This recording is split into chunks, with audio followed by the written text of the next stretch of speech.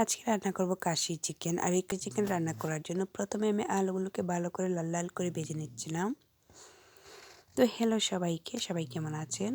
আশা করি সবাই ভালো আছেন। তো এখানে মুরগির মাংস দেখে অনেকেই ভাবতে পারেন কাশি চিকেন কেন বললাম। কাশি চিকেন বলার একটাই কারণ, এই মুরগির মাংসতে এতটা পরিমাণে তেল হয়েছিল, সেটা কাশির মাংস থেকে কোনো দিকেই কমতি না।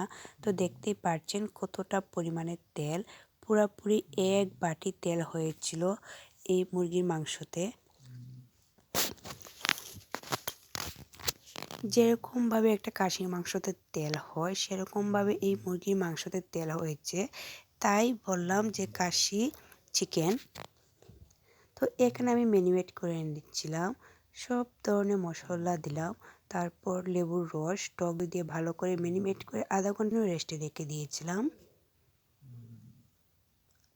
আধা ঘন্টা পর রান্না করতে চলে গেছিলাম। তো দেখতেই পাচ্ছেন কতটা পরিমাণে তেল হয়েছে এই মুরগির মাংসতে।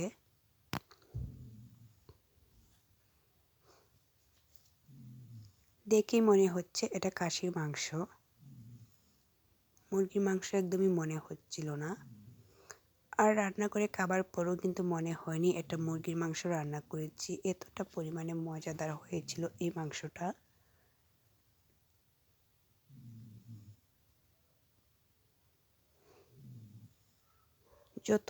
যতই রান্না করছিলাম ততই শুধু তেল আর তেল বের হচ্ছিল এই মাংসটা থেকে।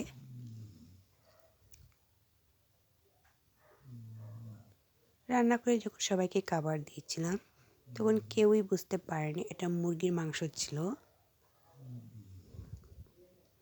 আর এতটা পরিমাণে মজাদার ছিল এই মাংসটা। এখানে প্রায় আমি আধা ঘন্টার মতো মাংসটা কষিয়েছিলাম।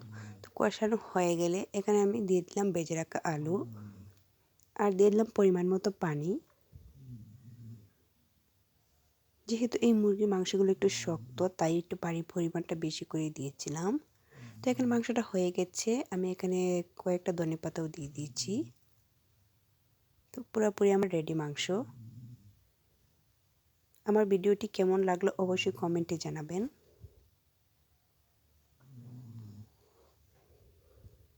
আর ভিডিও ভালো লেগে থাকলে অবশ্যই লাইক, কমেন্ট, শেয়ার করে পাশে থাকবেন।